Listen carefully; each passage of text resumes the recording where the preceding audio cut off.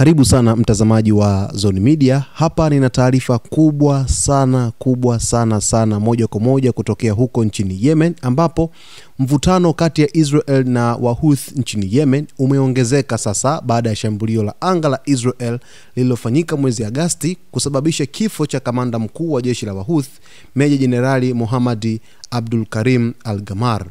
Maafisa wa usalama walithibitisha kifo hicho Alhamisi ya leo, ikiwa pigo kubwa kwa kundi hilo lenye nguvu nchini Yemen.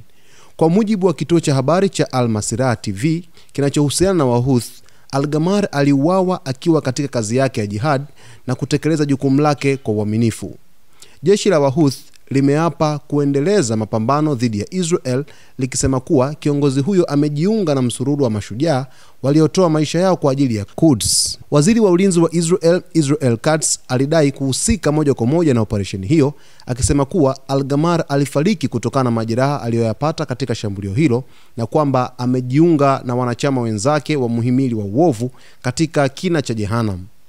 Katz alilitaja tukio hilo kama shambulio la kifungu cha kwanza, the strike of the festival, akirejea mashambulizi yaliyofanyika tarehe 28 Agosti ambapo pia waziri mkuu wa Wahouthi Ahmed Al-Rahawi aliuawa.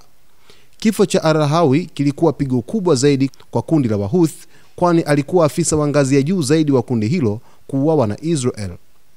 Mashambulizi hayo yalilenga kulipiza kisasi kutokana na mashambulizi ya Wahouthi dhidi ya Israel na meli zinazopita kwenye Bahari Nyekundu. Umoja wa Mataifa, wakati wa kuwawekea vikwazo viongozi wa Wahouthi, ulimtaja Al-Gamar kama mtu aliyekuwa na jukumu kubwa katika kuratibu shughuli za kijeshi za Wahouthi zinazotishia amani, usalama na uthabiti wa Yemen, pamoja na mashambulizi ya kuvuka mipaka dhidi ya Saudi Arabia. Kwa upande wake, Wizara ya Fedha ya Marekani ilisema mwaka 2021 kuwa Al-Gamar alikuwa mhusika mkuu katika kupanga mashambulizi ya Wahouthi yaliyosababisha maafa kwa raia wa Yemen. Iliongeza kuwa akiwa mkuu wa majeshi ya Wahouthi, alikuwa kamanda wa juu zaidi anayesimamia moja kwa moja operesheni za kijeshi za kundi hilo ambazo zilisababisha uharibifu mkubwa wa miundombinu ya kiraia ndani ya Yemen na hata katika nchi jirani kama Saudi Arabia na Umoja wa Falme za Kiarabu. Ripoti za vikwazo hivyo zilibainisha kwamba Al-Gamar alizaliwa kati ya mwaka 1979 na mwaka 1984. Kifo chake kinakuja wakati ambapo makundi ya kijeshi ya Wahouthi yalitangaza kusitisha mashambulizi dhidi ya Israel, na hatimaye sasa rasmi Wahouthi wametangaza kuweza kurejesha tena mashambulizi yao kwa ajili ya Israel kufuatia kifo cha kiongozi wao Mohammad Abdul Karim Al-Gamar dhidi ya shambulizi la Israel mwezi Agosti, na amefariki siku za hivi karibuni, na Wahouthi wameweza kutoa taarifa mapema leo Alhamisi. Mtazamaji, nitakuletea kwa undani taarifa hii, lakini hii ni breaking news ambayo nimekuripotia hapa.